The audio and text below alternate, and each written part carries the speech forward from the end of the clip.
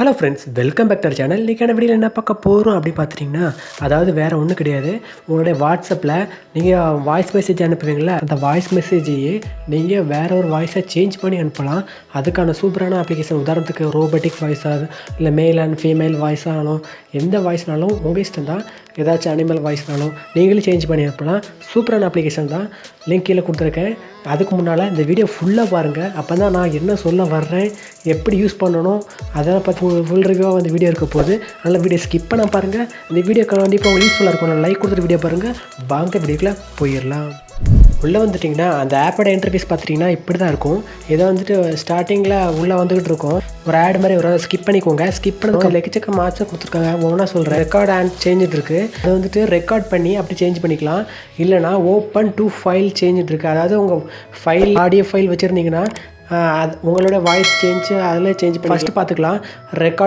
Record and சேஞ்சுட்டு இருக்குது. அதை நம்ம கிளிக் பண்ணி பார்த்துக்கலாம். பார்த்துட்டிங்கன்னா அதுக்குள்ளே போனதுக்கப்புறம் பேஜ் இப்படி தான் லோட் ஆகும். லோட் ஆனதுக்கப்புறம் ரெக்கார்டிங் டு ஆடியோன்னு இருக்கும். சைட்லேயே பார்த்துட்டிங்கன்னா ரெக்கார்டிங் வீடியோன்னு இருக்கும். அது வந்துட்டு வீடியோவாகவே ரெக்கார்ட் பண்ணிக்கலாம். ஃபஸ்ட்டு வந்து ரெக்கார்டிங் ஆடியோவே பார்த்துக்கலாம். ரெக்கார்டிங் பண்ணதுக்கப்புறம் பழையபடியும் அதே பட்டனை கிளிக் பண்ணிக்கோங்க. கிளிக் பண்ணதுக்கப்புறம் உள்ளே இப்படி ஒரு பேஜ் லோட் ஆகும். அதுக்குள்ளே பார்த்தீங்கன்னா ஆட் வந்துச்சுன்னா ஸ்கிப் பண்ணிக்கோங்க. ஸ்கிப் பண்ணதுக்கப்புறம் நார்மல் இருக்கும். இதில் எக்கச்சக்கமான இது கொடுத்து வச்சுருப்பாங்க. அதாவது கேர்ள், உமன் அப்படின்னு சொல்லிட்டு எக்கச்சக்கமான வாய்ஸஸ் கொடுத்து வச்சுருப்பாங்க. அதில் நானே கிளிக் பண்ணி காட்டுறேன். ஆனால் நீங்கள் வந்துட்டு நீங்களே செக் பண்ணி பார்த்தா தான் உங்களுக்கு கரெக்டாக இருக்கும். அதனால் நான் சும்மா வந்துட்டு எந்தெந்த ஆப்ஷனில் இருக்குதுங்கிறத கிளிக் பண்ணி காட்டுறேன். ஆடெல்லாம் வந்துச்சுன்னா அப்படி ஸ்கிப் பண்ணிக்கோங்க.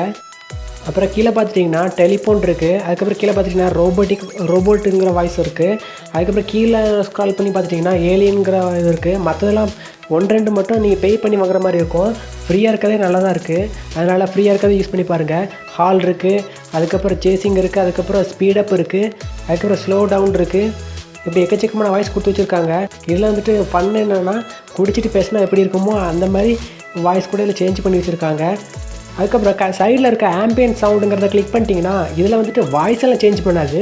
ஆனால் இன்னொன்று அது என்னென்னா, அதாவது உங்களுக்கு பேக்ரவுண்டில் இருக்க வாய்ஸை அழகாக மாற்றி கொடுக்கும். அதாவது எப்படின்னா, நம்ம இப்போ உதாரணத்துக்கு பேசிகிட்டு இருக்கோன்னா பின்னாடி காரோ இல்லை சவுண்டோ இல்லை பஸ்ஸோ இருந்துச்சுன்னா சவுண்டு கேட்கும்ல. உதாரணத்துக்கு மழை பெஞ்சிட்டு இருந்தாலும் சவுண்டு கேட்கும்ல. அந்த மாதிரி மாற்றி கொடுக்கும். இதில் வந்துட்டு நேச்சுரலாக என்னெல்லாம், இப்போ உதாரணத்துக்கு கடலெல்லாம் நமக்கு பேசிகிட்டு இருக்கும்போது பின்னாடி கடலெல்லாம் இருக்க மாதிரி எஃபெக்டாக கொடுக்கும். இதை வந்துட்டு நான் செம்மையாக ப்ரான் பண்ணலாம். உங்கள் ஃப்ரெண்ட்ஸை பீச்சில் இருக்கேன் அப்படின்னு சொல்லி உங்கள் ஃப்ரெண்ட்ஸை கூட ஏமாற்றலாம்.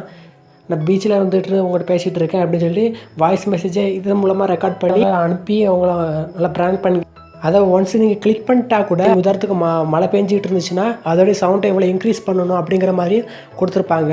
அதை எவ்வளோ இன்க்ரீஸ் பண்ணணுமோ இன்க்ரீஸ் பண்ணிவிட்டு டெஸ்ட் பண்ணி பாருங்கள். இதெல்லாம் பண்ணி முடிச்சதுக்கப்புறம் உங்களுக்கு எந்த வாய்ஸை எடிட் பண்ணணுமோ எடிட் பண்ணி முடிச்சதுக்கப்புறம் கீழே இருக்க சேவுங்கிற பட்டனை கொடுத்துட்டிங்கன்னா அதுக்கப்புறம் என்ன ஆகும்னா ஆட் வரும். அது ஆட் வந்துச்சுன்னா அதை ஸ்கிப் பண்ணிக்கோங்க. ஸ்கிப் பண்ணதுக்கப்புறம் பார்த்துட்டிங்கன்னா கீழே ஷேருங்கிற பட்டன் இருக்குது பாருங்கள். அந்த ஷேருங்கிற பட்டனை கிளிக் பண்ணிட்டு அப்படி வாட்ஸ்அப்பில் அப்படி ஷேர் பண்ணால் ஷேர் பண்ணிக்கோங்க. ஷேர் பண்ணதுக்கப்புறம் உங்கள் வாய்ஸை சேஞ்ச் பண்ணி அனுப்புனா அவங்க கன்ஃபியூஸ் ஆகிடுவாங்க. நான் இங்கே இருக்கேன் அங்கே இருக்கேன்னு சொல்லி அதுக்கு பேக்ரவுண்டில் கொஞ்சம் எஃபெக்டை போட்டு அனுப்புனீங்கன்னா அவங்களும் கொஞ்சம் நம்ப ஆரம்பிச்சிருவாங்க. கொஞ்சம் நல்லா ப்ராங்க் பண்ணலாம். ஆப்பில் இருக்க எந்த வாய்ஸு உங்களுக்கு பிடிச்சிருக்கோ மறக்காம கமெண்ட்டில் சொல்லுங்கள், நானும் தெரிஞ்சுக்கிறேன். அப்புறம் ஏதாச்சும் டவுட் இருந்தாலும் மறக்காமல் கமெண்ட்டில் கேளுங்க. கண்டிப்பாக நான் ரிப்ளை பண்ணுவேன். இந்த வீடியோ பிடிச்சிருந்தா ஒரே ஒரு லைக் கொடுங்க.